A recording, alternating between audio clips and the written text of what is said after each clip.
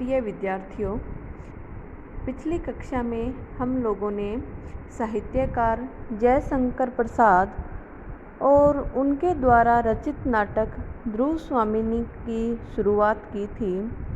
हमने देखा कि साहित्यकार जयशंकर प्रसाद जी ने खड़ी बोली में कई नाटक लिखे हैं, जिसमें चंद्रगुप्त, स्कंदगुप्त, अजातशत्रु, ध्रुव स्वामिनी इत्यादि प्रमुख है। जिसमें हमने ध्रुव स्वामिनी के बारे में पढ़ा था कि यह नाटक गुप्त काल का है। इसका कथानक है वो गुप्त काल से लिया गया है और यह प्राचीन पट पर वर्तमान की समस्या को प्रस्तुत करता है, क्योंकि इस नाटक में कथानक तो भूतकाल का है और जो समस्या चित्रित की गई है वह वर्तमान काल की है। तो हम लोगों ने इसमें दो पात्रों के बारे में पढ़ा, ध्रुव स्वामिनी और एक खड़क धारिणी स्त्री। इन दोनों का वार्तालाप चल रहा है और इसमें अपने यहाँ तक पढ़ा था ध्रुव स्वामिनी, किंतु उन्हें कोई साहस का काम न करना चाहिए जिसमें उनकी परिस्थिति और भी भयानक हो जाए। ये कुमारगुप्त के बारे में बात करी है और इतने में ही खड़क धारिणी अर्थात जो स्त्री तलवार लिए हुए है वो खड़ी होती है। यहाँ तक कल हमने अध्ययन किया था और आज हम इसे आगे अध्ययन करेंगे। ध्रुव स्वामिनी, किंतु उन्हें साहस का कोई ऐसा काम न करना चाहिए जिससे उनकी परिस्थिति और भी भयानक हो जाए। तो खड़क धारिणी स्त्री खड़ी होती है, अच्छा तो अब तू जा और अपने मौन संकेत से किसी दासी को यहाँ भेज दे, मैं अभी यहाँ बैठना चाहती हूँ। खड़क धारिणी नमस्कार करके जाती है और दासी का प्रवेश। दासी हाथ जोड़कर, देवी सायंकाल हो चुका है, वनस्पतियाँ स्थिर होने लगी है, देखिए न व्योम विहारी पक्षियों का झुंड भी अपने नीड़ों में प्रसन्न कोलाहल से लौट रहा है, क्या भीतर चलने की अभी इच्छा नहीं है। यानी ये जो दासी आती है ये ध्रुव स्वामिनी से हाथ जोड़कर पूछती है कि अब संध्या हो चुकी है, वनस्पतियाँ स्थिर हो चुकी हैं, मतलब वो फूल है वो बंद होने लगे हैं, और व्योम विहारी यानी आसमान में विचरण करने वाले पक्षी भी अपने नीड़ों में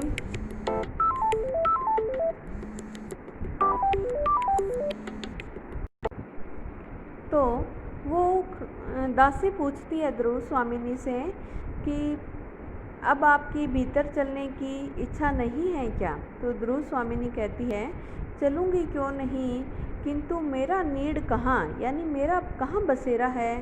यह तो स्वर्ण पिंजर है, सोने का पिंजरा।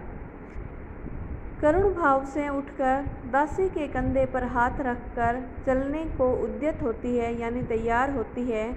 तो नेपथ्य में कोलाहल। नेपथ्य क्या होता है, जैसे रंगमंच है तो पर्दे के पीछे से जो आवाज़ आती है उसे नेपथ्य कहते हैं। महादेवी कहाँ है, उन्हें बुलाने कौन गई है, उन्हें कौन बुलाने गई है।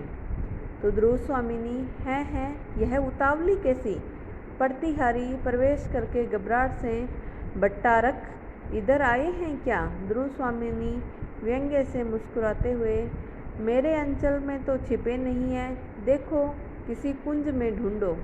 प्रतिहारी संभ्रम से, अरे महादेवी क्षमा कीजिए, युद्ध संबंधी एक आवश्यक संवाद देने के लिए महाराज को खोजती हुई मैं इधर आ गई हूँ। ध्रुव स्वामिनी, होंगे कहीं यहाँ तो नहीं है।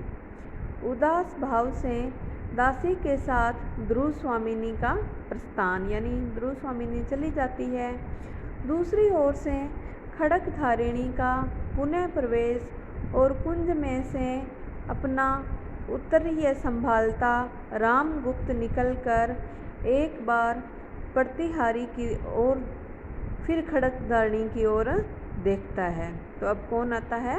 रामगुप्त। प्रतिहारी, जय हो देव।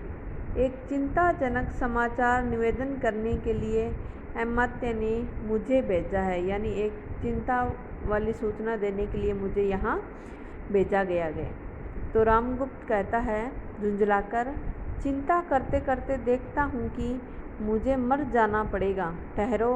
खड़कधारिणी से, हाँ जी, तुमने अपना काम तो अच्छा किया, किंतु मैं समझ न सका कि चंद्रगुप्त को वह अब भी प्यार करती है या नहीं। खड़कधारिणी प्रतिहारी की ओर देखकर चुप रह जाती है। रामगुप्त प्रतिहारी की ओर क्रोध से देखता हुआ, तुमसे मैंने कह दिया न कि अभी मुझे अवकाश नहीं, ठहर कर आना। प्रतिहारी, राजाधिराज शकों ने शक ये जाति का नाम है, इन्होंने आक्रमण किया है उसमें।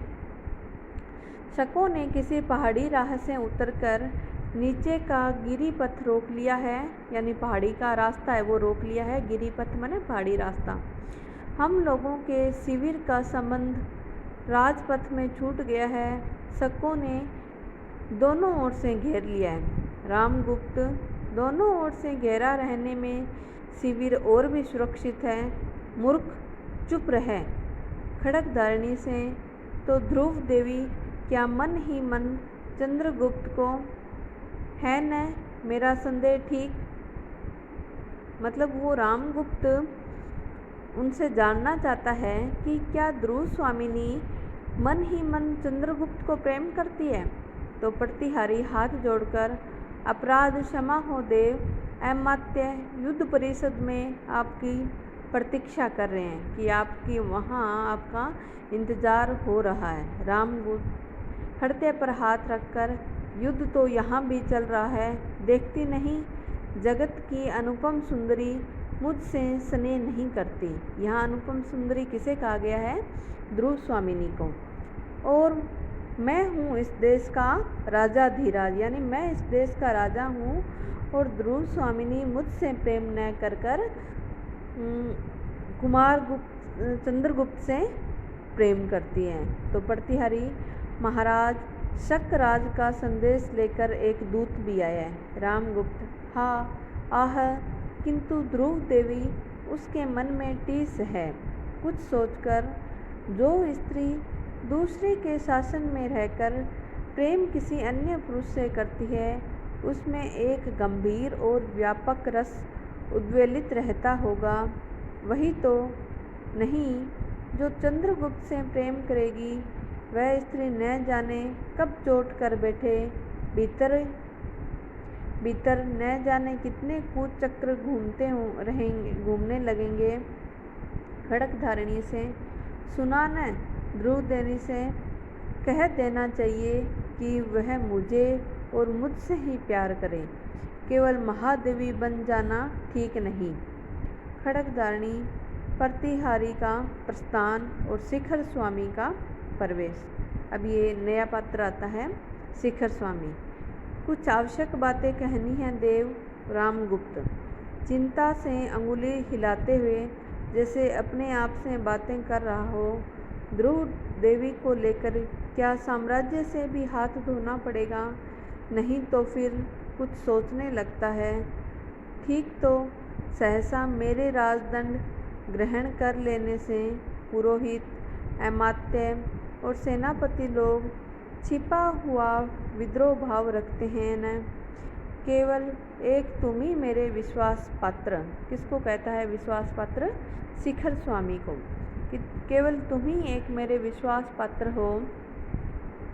समझा न, यही गिरिपथ सब झगड़ों का अंतिम निर्णय करेगा, क्योंकि अमात्य जिसके भुजाओं में बल न हो उसके मस्तिष्क में तो कुछ होना चाहिए ना, यानी जो शारीरिक रूप से बलवान न हो तो उसे दिमागी रूप से तो बलवान होना चाहिए, मतलब उसका दिमाग तेज होना चाहिए। शिखर स्वामी एक पत्र देकर, पहले इसे पढ़ लीजिए। रामगुप्त पत्र पढ़ते पढ़ते आश्चर्य से चौंक उठता है। चौंकिए मत, यह घटना ऐसी आकस्मिक है कि कुछ सोचने का अवसर नहीं। रामगुप्त ठहर कर, है तो ऐसा ही, किंतु एक बार मेरे प्रतिकूल भी नहीं, मुझे इसकी संभावना पहले से भी थी। शिखर स्वामी आश्चर्य से, तब तो महाराज ने अवश्य ही कुछ सोच लिया होगा। मेघ संकुल आकाश की तरह जिसका भविष्य गिरा हो, उसकी बुद्धि को तो बिजली के समान चमकना ही चाहिए। रामगुप्त सशंक, कह दूं, सोचा तो है मैंने, परंतु क्या तुम उसका समर्थन करोगे? शिखर स्वामी, यदि नीति युक्त हुआ तो अवश्य समर्थन करूँगा। सबके विरुद्ध रहने पर भी स्वर्गीय आर्य समुद्रगुप्त की आज्ञा के प्रतिकूल मैंने ही आपका समर्थन किया था, नीति सिद्धांत के आधार पर ज्येष्ठ राजपुत्र को। रामगुप्त बात काटकर, वह तो मैं जानता हूँ, किंतु इस समय जो प्रश्न सामने आया है उस पर विचार करना चाहिए। तुम तो जानते हो कि मेरी इस विजय यात्रा का कोई गुप्त उद्देश्य है, उसकी सफलता भी सामने दिखाई पड़ रही है। हाँ, थोड़ा सा साहस चाहिए। शिखर स्वामी, वह क्या? रामगुप्त, शकदूत संधि के लिए जो प्रमाण चाहता है उसे अस्वीकार न करना चाहिए। ऐसा करने में इस संकट के बहाने जितनी विरोधी प्रकृतियां हैं, उन सबको हम लोग सहज में ही हटा सकेंगे। शिखर स्वामी, भविष्य के लिए यह चाहे अच्छा हो, किंतु इस समय तो हमको बहुत से विघ्नों का सामना करना पड़ेगा। रामगुप्त हंसकर, तब तुम्हारी बुद्धि काम कब आएगी? और हाँ, चंद्रगुप्त के मनोभाव का कुछ पता लगा? शिखर स्वामी, कोई नई बात तो नहीं? रामगुप्त, मैं देखता हूँ कि मुझे पहले अपने अंतःपुर के ही विद्रोह का दमन करना होगा, निस्वार्थ लेकर। ध्रुव देवी के हृदय में चंद्रगुप्त की आकांक्षा धीरे धीरे जाग रही है। यानी कि ये रामगुप्त है, ये ध्रुव स्वामिनी जो चंद्रगुप्त से प्रेम करती है उसको दबाना चाहता है। तो ये कहता है कि मुझे पहले अपने अंतःपुर महल का वह स्थान होता है जहाँ रानियाँ निवास करती है, तो वो कहता है कि अंतःपुर के विद्रोह को दबाना होगा। तो शिखर स्वामी कहता है यह संभव नहीं है, किंतु महाराज अभी आपको दूत से साक्षात करके उपस्थित राजनीति पर ध्यान देना चाहिए, क्योंकि उधर शक लोग हैं वो आक्रमण कर रहे हैं। यह एक विचित्र बात है कि प्रबल पक्ष संधि के लिए संदेश भेजें। तो आज की क्लास में इतना ही, क्योंकि बड़ी वीडियो है ये अपलोड नहीं हो पाती। बाकी हम अगली क्लास में अध्ययन करेंगे। धन्यवाद।